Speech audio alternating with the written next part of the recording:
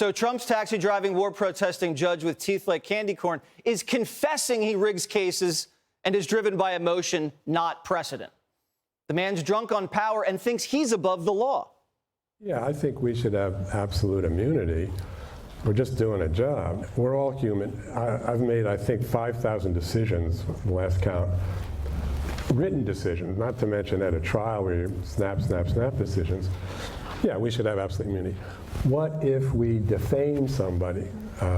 That's how it usually comes up. You know, you call somebody a murderer or a heroin addict, that sort of thing, a pedophile. And if it's done in court, yeah, I think we should have absolute immunity.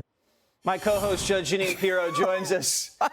When you hear a judge talk like that... I'm stunned. I'm stunned. When this guy says it's hard to factor out the emotions, Judge, that's what you do. And if you can't do that, you don't belong on the bench. And I got to tell you, right from the get-go, what he liked about being a cabbie was the instant cash, and now he's dealing with Donald Trump's financial issues, and he liked being able to drive like a maniac and not getting caught. Look, as a judge, there are certain standards you have to abide by, Jesse, and the thing that made me crazy, even crazier than all this, is when he said that in defending Letitia James' prosecution of Donald Trump, albeit a civil case, he said, well, you know, he's just a bad guy that she should go after. That by itself is enough for this judge to be removed from the case. Because according to the administrative rules of the unified court system and the uniform rule of trial courts in New York, Judge, you cannot sit on a case where you have a personal bias or a prejudice concerning a party.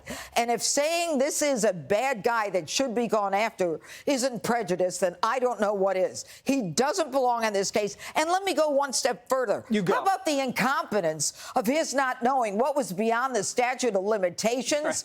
Right. The inability to be able to assess the facts. Forget your emotions. Like when you deal with the facts, you can't figure out what is barred by the statute of limitations. Are you stupid? So he just hit Trump with a gag order because his clerk was in a photo with Chuck Schumer. Trump said this was Schumer's girlfriend, and now Trump's not allowed to say anything about anybody in the court. Is that fair play? You know what I think is the most interesting about that? That Chuck Schumer didn't answer the question, did he, Jesse? And I'll leave it at that. Okay, we don't know if he's dating the woman or not, but I don't know, a gag order, Trump's going to break it. You think? Judge Pirro. Yeah, that old First Amendment, you know, it always comes in to bite you. It's a tricky thing. Thank you. Hey, Sean Hannity here. Hey, click here to subscribe to Fox News YouTube page and catch our hottest interviews and most compelling analysis. You will not get it anywhere else.